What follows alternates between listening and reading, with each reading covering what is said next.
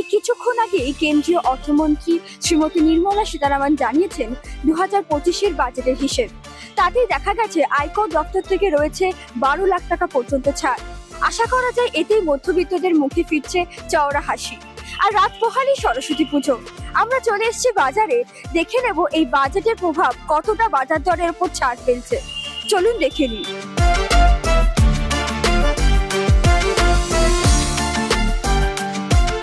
আশা করি ভালো সেল হবে।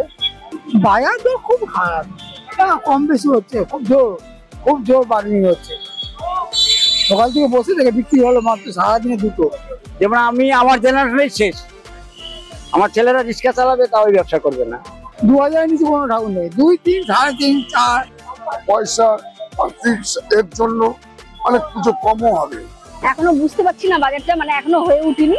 মানে আগের বছর খুব ভালো হয়েছিল, কিন্তু এবছরটা বুঝতে পারছি না। তবে মালের দাম একটু বেশি আছে। যারা বড় ব্যানারে পুজো করছে তারা ছোট নিয়ে করবে, আবার অনেক জায়গায় পুজো বন্ধ হচ্ছে।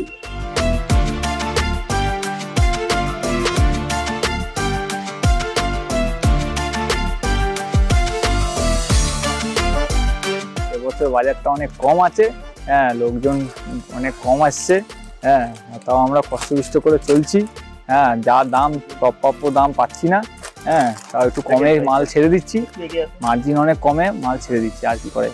এইবার পুজোয় তো ফলের অনেক সেল কমে গেছে, আগের বছরের থেকে প্রচুর সেল কমে গেছে। পুজোয় এখন ফল প্রসাদ হিসেবে কেউ মানে বেশি একটা ফল মানে দিচ্ছে না, ফলের প্রচুর সেল কমে গেছে, অন্য দিন দিয়ে পুজো কাটিয়ে দিচ্ছে। আমাদের এখন বাজার খুবই খারাপ আছে, ফলের দাম প্রচুর বেড়েছে।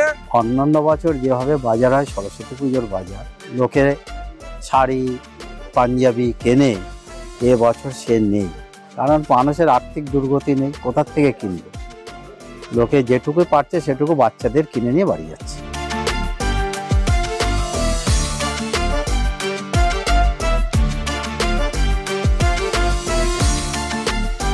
ফল ফুল এখনো যায়নি, ফলটা কিনেছি সকালে, দাম হেভি বেশি। আমরা তেঘরিয়া বিশ্বনাথ আবাসনের পুজো আবাসনের জন্য আমরা ঠাকুর কিনতে এসেছি কালুয়াটিতে, কিন্তু বাজার দর ভীষণ চড়া, সেই অনুযায়ী ঠাকুর না কিন্তু